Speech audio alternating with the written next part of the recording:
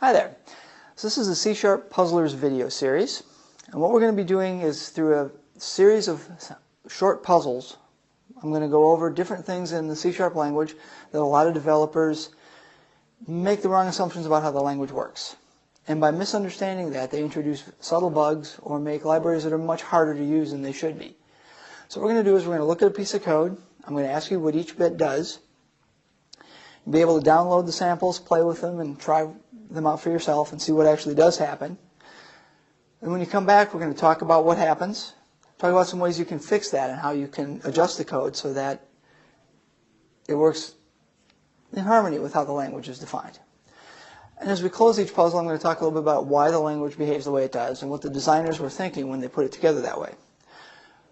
What you should gain from this is a better understanding of how the language works, what the language designers were thinking in terms of why they wanted to make certain constructs easier and certain constructs are a little bit less easy to understand. Because they had goals in how they put the language together and how they had the different features working with each other. And by understanding that, you'll be able to create APIs that are much easier for your users to work with and for other developers to use. And you'll run into fewer of those edge cases because you'll understand what the designers were thinking when they put the language together. So there's a series of areas that I've subdivided this into that are the areas people have the most trouble with. We're going to talk a lot about generics and how generics work in the language. We're going to look into different things about method resolution, and that there's a lot of places you can put methods in the C# language and in programs. And the compiler has to pick the right one to call, no matter how many different places you've defined methods. We're going to look a little bit at named and optional parameters, which is a new feature in the language that generates quite a bit of confusion. A couple of very common mistakes people make with link queries. A little bit on value and reference types, and then we'll close with dynamic, which is another one of the new features in the language, and how dynamic and static types work together now in C#. So through that course, we'll try to figure out different ways to work with the language in a way that's more in harmony with what the designers were thinking, and hopefully make you a better C# developer and have some fun along the way as you figure some of these out for yourself. Looking to advance your career by acquiring new skills? Tired of expensive off-site training programs?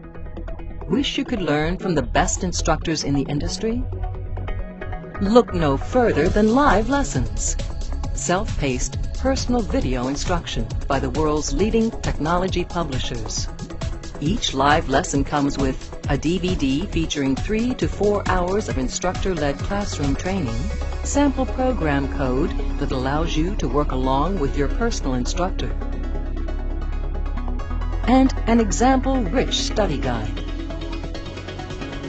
Live lessons allow you to watch the entire course from start to finish, or navigate directly to any of the individual lessons. You'll literally watch over the shoulder of your instructor as he shows you how to build state-of-the-art applications.